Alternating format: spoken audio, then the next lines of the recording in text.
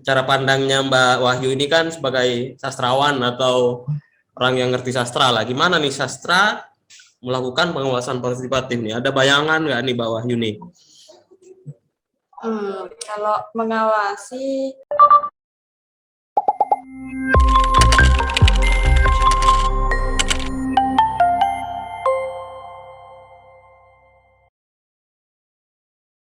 Sahabat Bawaslu, selamat datang di Podskamling, podcast Bawaslu Jatim. Kali ini kita mengunjungi Kabupaten Mojokerto. Ada salah satu alumni SKPP yang sangat luar biasa yang akan kita ngajak ngobrol pada kesempatan kali ini. Kita akan ngobrol pada hari ini dengan Mbak Wahyu Tasya Oktavisani. Beliau adalah alumni SKPP di Mojokerto kemarin. Selain sebagai alumni SKPP, beliau juga adalah mahasiswa semester 5 di Universitas Airlangga. Halo Mbak Wahyu, apa kabar? halo, baik Pak. Aduh, bapak-bapak, Pak. Nggak jawis kayak bapak-bapak, Pak. Dipanggil bapak, Pak, kayak. Sehat, Mbak Wahyu? Alhamdulillah sehat.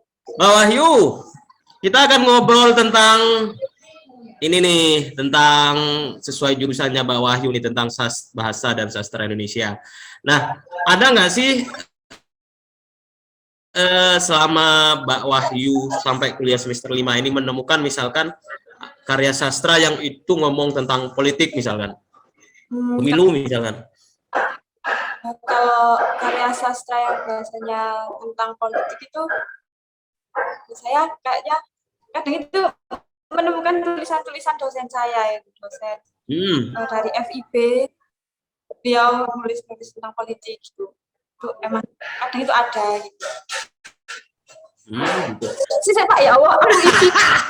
Gak apa-apa Mbak, slow aja.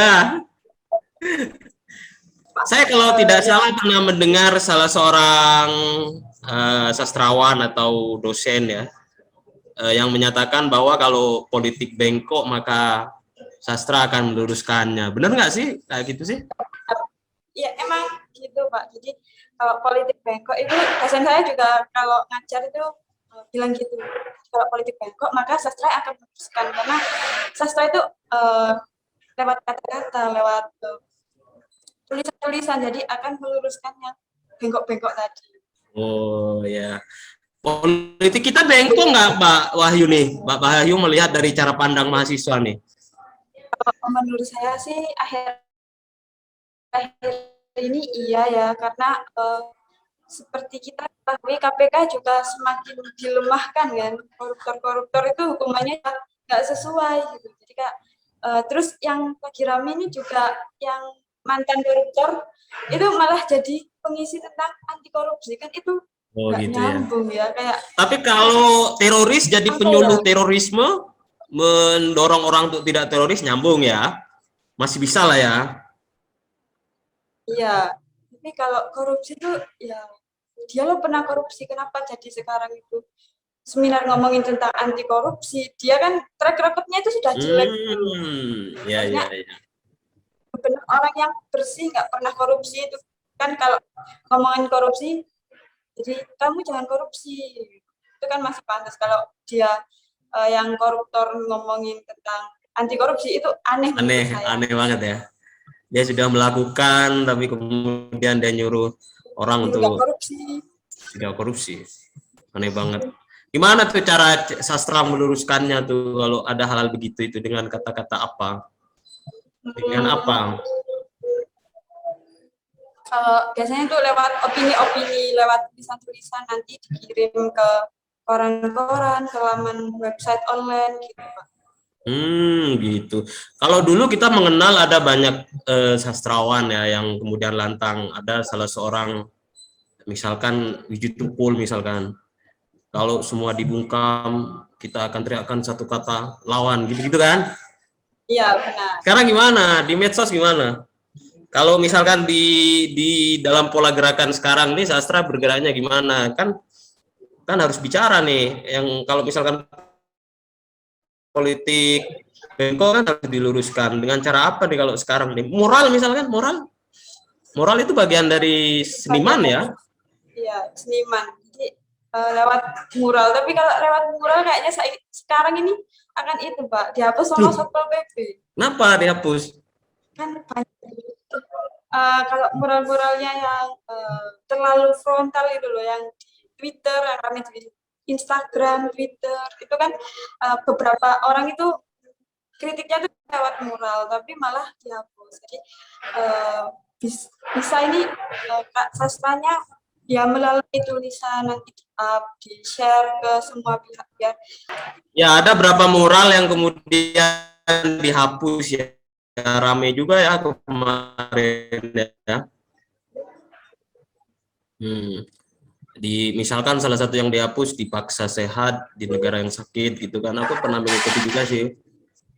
Nah, kalau misalkan sastra mau mengkritik nih Mbak Wahyu, tapi kemudian kan ada undang-undang yang menjadi salah satu senjata untuk membungkam dalam tanda petik ya para pengkritik itu, dikenal dengan UU ITE gitu kan. Itu gimana tuh menurut Mbak Wahyu tuh? Dengan cara apa kita harus melakukan atau meluruskan jalur politik yang mungkin saja sudah bermasalah?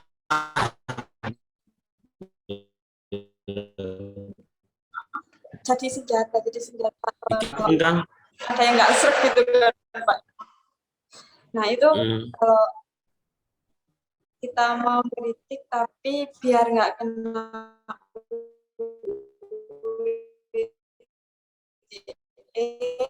menurutku ya ada makna-makna terselubung, makna-makna yes. Bahasa pen itu juga kan bisa opini.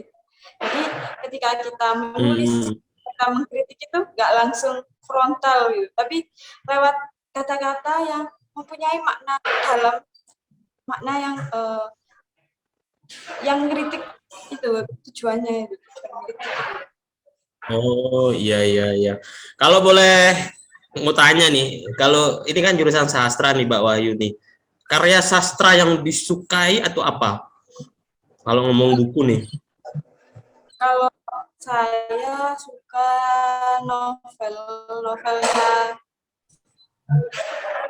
itu suka novel, suka baca novel. Apa nih? Buku apa nih?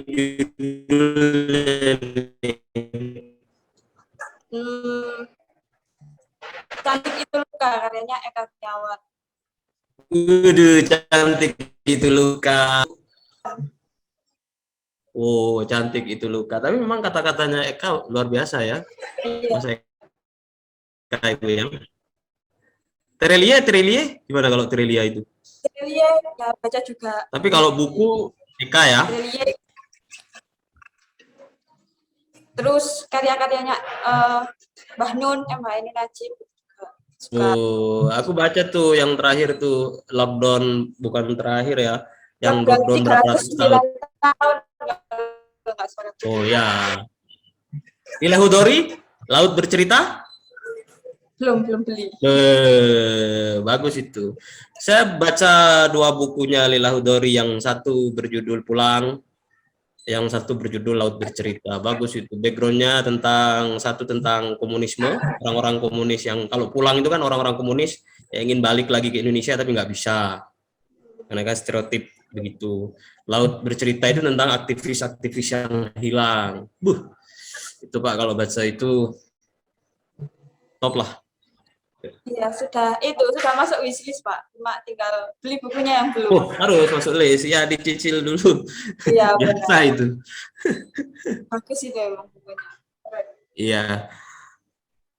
Eka Kurniawan, bagus juga ya Eka Kurniawan ya. Senang nulis juga ya Mbak Wahyu ya? Masih membiasakan untuk menulis Pak. Jadi masih belajar gitu. Sudah juara tingkat provinsi Dinas Kehutanan. Top sekali ya. Itu dulu pas SMA. Belajar menulis di mana nih Mbak Wahyu nih dulu nih? belajar nulis di guru saya. Jadi guru saya dulu itu kayak ngajak-ngajak iseng gitu loh. Terus aku daripada aku nganggur, aku nggak ngapa-ngapain, terus ya udah Pak, aku ikut latihan nulis, diajari nulis. Ya ya Hmm. sampai juara. Oh, top lah. Dinas Kehutanan, Pak. Bukan dinas pendidikan, dinas kehutanan. Keren loh. Sekarang itu jarang loh, Mbak Wahyu, kalau kita mau melihat apa namanya secara agak jauh ya, anak-anak muda sekarang yang menekuni dunia sepi. Dunia tulisan itu kan dunia sepi. Banyak yang menekuni dunia yang lebih ramai dan hiruk pikuk, kan begitu, Mbak Wahyu? Tapi saya lebih suka menekuni di tulisan, Pak, karena lewat tulisan itu jalan menuju keabadian. Wow, abadi, Pak. Jadi meskipun kita meninggal, tetap aja tulisannya hidup gitu ya. Misalnya itu ada karya-karyanya peninggalan kita gitu. Meskipun kita sudah tidak ada lagi. Kayak Pak Sapardi kan, beliau memang sudah meninggal, tapi karya-karyanya tetap akan abadi. Oh ya, aku ingin mencintaimu dengan sederhana begitu kan. Pada ranting Ya, yang benar. tidak pernah marah pada apa gitu kan. Kepada atasan. Gimana puisinya itu kan begitu ya, Mbak Wahyu ya. Ya, benar. Puisi yang legendaris. Hujan di bulan Juni. Apa? Bulan September atau bulan Juni ya? Juni ya? Hujan bulan Juni. Oh, untuk September. Saya ya September ya. banyak sekali karya-karya yang badi. Zoe Imran? Belum pernah. Aduh, orang Madura ibu, Mbak Wahyu. Aduh, itu juga puisinya juga puitis sekali itu. Jangan salahkan aku yang bagaimana yang merindukan kamu kalau tidak salah itu. Saya penikmat juga walaupun saya bukan sastrawan, saya penikmat buku-buku novel begitu, puisi dan lain semacamnya. Nah, tadi kan novel. Kalau puisi misalkan siapa yang disukai oleh Mbak Wahyu nih? Puisinya Eyang Sapardi. Oh, seperti almarhum ya. Ya, Seperti Djoko Damono. Rendra? ya itu juga. Terus Khalil Gibran itu Khalil Gibran suka juga. suka. Kalau Rendra kan kesadaran adalah matahari. Puitis ya. Kenapa senyum, Mbak? Aku ini berusaha masuk ke ruang sastra tapi nggak bisa masuk gitu loh. Dengan cara berusaha sok mengerti gitu loh. Kan begitu, Pak. Kalau host itu, Pak. Saya ini canggung, Pak. Hah? Saya ini canggung. Kenapa canggung? Saya bukan penguji tesis atau skripsimu loh. Masa saya kelihatan sangat seperti penguji kamu mau ujian skripsi gitu kan? Enggak. Rencananya kita mau ngundang secara langsung, tapi kan suasananya sekarang lagi PPKM. Lagi sepi-sepi gitu kan. Ke depan nih kalau ngomong tentang misalkan kita tarik agak dekat ke ruang demokrasi dan pemilu nih. Apa nih misalkan dalam konteks sastra yang akan dilakukan oleh sastrawan, misalkan dengan cara untuk ngawasi secara partisipatif nih dengan cara apa nih kalau Mbak Wahyu nih? Kalau ini itu ya, Pak. Politik dan demokrasi tapi masuk di sastranya gitu. Iya, gimana nih? Ini kan Mbak Wahyu habis SKPP nih, ya, belajar bareng tentang bagaimana kita mengawasi secara partisipatif. Sementara kan cara pandangnya Mbak Wahyu ini kan sebagai sastrawan atau orang yang ngerti sastra lah. Gimana nih sastra melakukan pengawasan partisipatif nih? Ada bayangan nggak nih Mbak Wahyu nih? Kalau mengawasi, kita mengawasinya kalau orang-orang sastra ya, orang sastra saya sendiri aja. Jangan bawa orang sastra kan yang saya nggak sastra banget sebenarnya. Iya, yang paling tidak jurusan sastra, Pak. Otoritatif, Pak. Bu. Gimana? Kok kayak grogi loh? Apa aku kelihatan ini ya, kelihatan sangat menyeramkan aku ya. Enggak. Memang saya yang orangnya grogian, Pak. Harus percaya diri, Pak. Sastrawan harus percaya diri. Jadi kalau kita mengawasi, kalau saya sendiri itu gimana ya, Pak? Kita kan mengawasi biar kayak pemilu nanti itu berjalan dengan lancar, nggak ada yang curang gitu kan. Biasanya kan Hmm. orang mau pemilu gitu ya, kayak saya masyarakat awam gitu. Terus mendekati pemilu tuh nanti ada ya begitulah Pak, ya, ada serangan-serangan wajar. Terus kalau sekarang aku lagi di sastra ya, kayaknya hal yang aku lakukan itu akan menulis lewat tulisan, lewat cerita-cerita. Jadi bukan cerita yang membosankan, tapi cerita yang dikemas menarik. Orang-orang itu tertarik untuk baca dan bisa mengambil apa sih dari tulisan itu, kan nanti pasti akan tentang politik, tentang demokrasi, tapi itu dikemas secara rapi, secara api, biar orang-orang itu tertarik baca dan dapat menemukan maksud tujuan tulisanku itu tadi. Oh, Keren, nggak bisa keren. lewat puisi-puisi gitu kan, bisa lewat puisi, lewat mural, tapi kalau saya nggak bisa mural, mungkin ya bisa lewat poster-poster gitu, buat poster yang menarik, yang sesuai dengan sekarang gitu. Orang anak-anak itu suka desain yang seperti apa, kita mengikuti seperti itu, nanti isi bahannya itu tentang politik dan demokrasi. Kalau saya, Pak. Oh, keren. Wis punya agenda loh, Mbak Wahyu ini. Itu Karena ada dari dulu Pak sebenarnya, tapi nggak terrealisasikan. ya nggak apa-apa, yang paling tidak kan punya keinginan yang nanti pelan tapi pasti kan akan masuk ke ruang itu menjadi bagian yang meluruskan dalam tanda petik begitu kan sastra kan. Iya Pak, benar terus. Kok Pak, Pak. Kayak dosennya gue. Jadi Mas, jadi dulu kan itu Ya, di cek tahun, Mas ngono. jadi kan dulu di tahun 2016 itu kan ada, saya pernah mengikuti kelas selama seminggu yang diadakan oleh Komisi Pemberantasan Korupsi dan Yayasan Satu Nama. Itu juga membahas tentang politik, demokrasi, pemilu, terus partai politik, ya politikan anti korupsi gitu. Hmm. Oh, buku kosong mungkin bisa. Oh iya, nanti saya penuhi dengan karya-karya saya. Harus dong, harus dong. Karena Masih baru soalnya ini. oh di mana ini? Sedang di mana? Itu di ruang perpustakaannya atau di mana nih, Mbak Wahyu? Bukan, ini bukan perpustakaan Pak. Ini di gedung PCMU Kabupaten Mojokerto.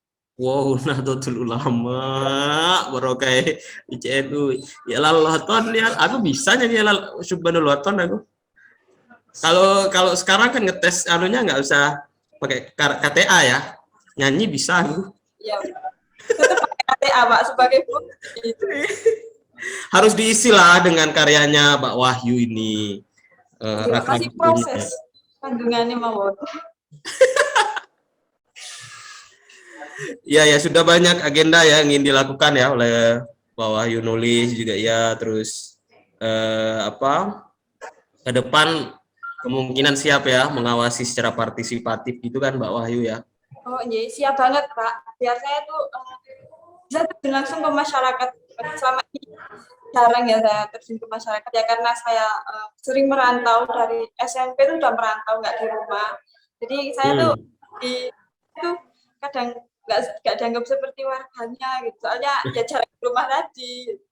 Kayak apa-apa itu teman-teman diikutkan tapi akunya enggak gitu. Jadi kan nggak enak gitu. Jadi ketika ada sekolah kader pengawas partisipatif dan nantinya saya akan terjun langsung, itu saya merasa senang banget karena bisa diberikan kesempatan untuk kayak ngabdi, memberikan pengabdian ke masyarakat biar ikut berkontribusi gitu loh Pak.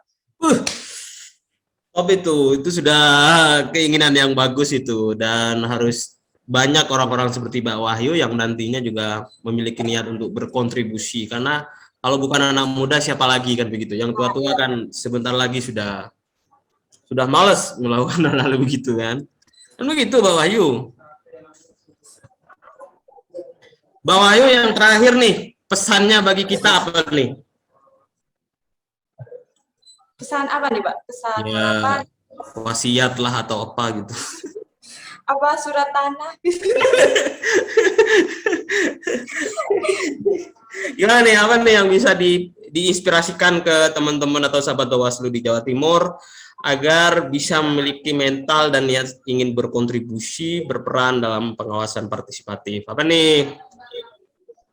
Kalau dari aku, Pak, anak muda itu kan nantinya akan menjadi generasi penerus bangsa, generasi emas yang akan melanjutkan perjuangan-perjuangan para leluhur, tokoh-tokoh sebelum kita. Jadi sebisa mungkin anak muda itu ikut turut serta dalam kegiatan-kegiatan ya kayak pemilu yang akan datang, terus ikut berkontribusi dalam bentuk apapun di masyarakat. Biar kita tuh nantinya tahu kita juga akan terjun dalam dunia politik, mau terjun di dimanapun itu kita bisa menguasainya. Terus kita nggak apa-apa rebahan, tapi ya jangan rebahan terus. Soalnya rata-rata remaja zaman sekarang itu remaja yang suka rebahan kan Pak. Ya karena pandemi ini, tapi rebahan itu bukan menghalangi kita untuk memberikan kontribusi ke masyarakat. Jadi meskipun kita rebahan, kita bisa memberikan kontribusi itu bukan hanya secara fisik, tapi secara tulisan-tulisannya tadi kan nggak fisik sih Pak ya. Jadi meskipun rebahan juga bisa bisa ngetik gitu. Jadi ya buat generasi muda kita harus semangat karena kalian itu masih muda, masih kuatlah untuk segalanya. Cari hal-hal baru, cari-cari hal-hal yang menyenangkan, hal-hal sebanyak apapun karena itu pengalaman yang terbaik gitu menurut saya. Keren. Kan masa muda nggak datang 2 kali. Jadi sebisa mungkin itu sebaik mungkin memanfaatkan masa muda dengan hal kegiatan positif seperti ikut SKPP, kegiatannya Bangkas Bangpol, ikut kegiatan apapun gitu Pak. Yang penting positif ya. Ya hal-hal positif. Meskipun kita kalau terhalangi secara fisik, kita bisa menyumbangkan ide-ide pikiran kita dan dikirimkan ke website online ataupun ke koran-koran. Itu bisa jadi kontribusi nyata kita untuk masyarakat. Oh, keren banget. Artinya kaum rebahan harus merebut perubahan gitu ya, Mbak Wahyu ya? Ya, jadi kaum rebahan itu bukan hanya rebahan, tapi memberikan perubahan. Keren banget. Hubul waton minal iman.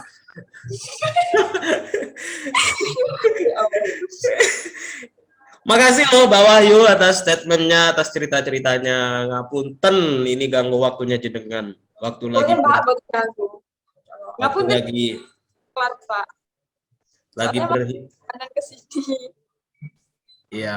lagi berkhidmat di Nahdlatul Ulama kemudian kita gangguin ya. Aduh, jangan sampai lah. Tenang Pak, baru ganggu cuma belum ini aja. Jadi ya tenang mawon. Semoga bisa berjumpa dengan tulisannya Pak Wahyu ini, pengen baca ini, bolehlah nanti kita via WA untuk saling sharing tulisan gitu ya Mbak Wahyu ya. Boleh Pak, boleh. Nanti saya kirim linknya kalau sudah. Iya dong, kita baca nanti, kirim via Mas Bagus, salah seorang senior kita semua. Siap. Sekarang di Mojokerto ya Pak Wahyu ya? Iya Pak, lagi di Mojokerto, belum ke Surabaya. Oh, masih belum pertemuan tatap muka ya? Belum. Kemungkinan semester kayaknya kalau di. Oke, kalau nanti ke Surabaya lah mampir-mampir ya ke kantor Bawaslu Jatim ya. Wah, siap banget, Pak. Cari yang namanya Mas Bagus. Siap. Jadi kalau nanti ke security cari ada Mas Bagus nggak? Nanti ada ruangan khusus. Kita ruangan humas itu ada di sebelah pojok sebelah kanan. Ada juga bocok pengawasan tuh, tempat bisa baca buku kalau mau baca buku banyak di sini. Gratis. Siap Pak. Nanti next agenda kalau saya ke Surabaya bisa nih ngajak teman-teman ke kantor Bawaslu. Iya dong, harus gratis. Di sini raknya sudah terisi. Tidak kosong. Itu aja ya Mbak Wahyu ya. Makasih atas waktunya ya. Semoga sehat terus Mbak Wahyu. Semoga tulisan-tulisannya juga tambah banyak, tambah menginspirasi sehingga bisa jadi inspirasi bagi kita semua. Kaum rebahan harus merebut perubahan. Itu aja Mbak Wahyu. Assalamualaikum warahmatullahi wabarakatuh. Waalaikumsalam warahmatullahi wabarakatuh. Terima kasih Pak. Sehat-sehat selalu. Ya, makasih ya.